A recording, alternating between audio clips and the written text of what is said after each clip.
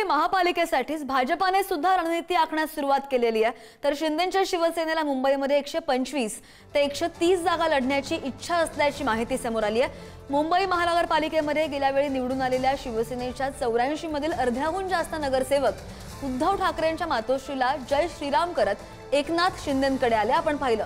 आणि शिवसेनेचे मुंबईमधील स्थान खूप महत्त्वाचं आहे। शिवसेनेचा मतदार आमच्याकडे वळला हे माजी नगरसेवकांच्या प्रतिसादामुळे स्पष्ट होत आहे आणि त्यामुळे आम्हाला 227 पैकी 125 जागा लढायला मिळाव्यात अशी मागणी शिंदेंच्या शिवसेनेची आहे। लोकसभेच्या निवडणुकीमध्ये कमी जागा लढवून सुद्धा भाजप इतकंच यश आम्हाला मिळालं होतं आणि स्ट्राइक रेट जास्त होता अशी शिवसेनेची भूमिका आहे। तर व्यूहरचना आखण्यासाठी भाजप आणि शिवसेना नवरात्रोत्सवाच्या शुभ मुहूर्तावर एकत्र चर्चेसाठी बसतील अशी ही माहिती।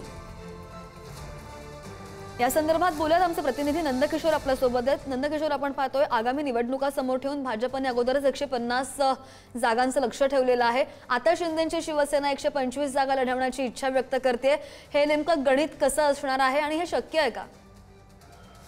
नक्की श्रद्धा, जर पाहायला गेलं तर 227 एकूण महानगरपालिकेसाठी जागा असणार आहे आणि जी मागणी आहे ती आपापल्या पक्षाकडून खरं केली जात असलेली आपल्याला पाहायला मिळते।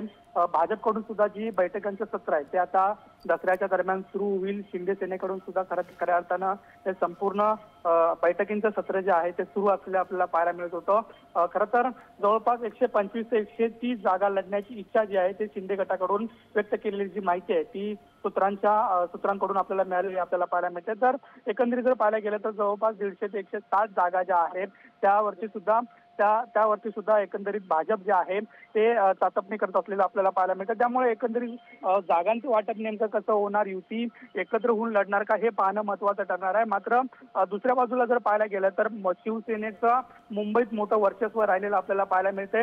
त्यामुळे एकंदरीत जेव्हा एकत्र शिवसेना होती म्हणजे उद्धव ठाकरे किंवा एकनाथ शिंदे हे जेव्हा एकत्र होते त्यावेळेला सत्ता ही शिवसेनेची असली आपल्याला पाहायला मिळत होती। मात्र मधल्या काळात दोन्ही शिवसेना ज्या आहेत त्या वेगळ्या झालेल्या आपल्याला पाहायला मिळत होत्या आणि त्याच्यानंतर जर पाहायला गेलं तर जवळपास 84हून अधिक जे नगरसेवक आहेत, जे माजी नगरसेवक आहेत, त्यांनी मातोश्रीला रामराम करत म्हणजे उद्धव ठाकरेंची जी शिवसेना आहे त्यांना सोडून कुठेतरी शिंदे गटाकडे आलेले आपल्याला पाहायला मिळतात। त्यामुळे शिंदेंना सुद्धा ही जी निवडणूक आहे ती प्रतिष्ठेची झालेली आपल्याला पाहायला मिळते। त्यामुळे एकंदरीत शिंदे गट आहे ते जवळपास 125 ते 130 जागा ज्या आहेत त्या लढवण्यास इच्छुक आहे। तर भाजप आणि इच्छुक जरी असले, त्यांनी मागणी जरी केली असली तरी सुद्धा ती मागणी पूर्ण होते का? कारण की महायुतीमध्ये सुद्धा काही जणांनी स्वबळावर लढण्याचा नारा सुद्धा दिलेला आहे। त्यामुळे मागणीवर काय तोडगा निघतो हे सुद्धा पाहणं महत्त्वाचं असेल। धन्यवाद दिलेल्या माहितीसाठी।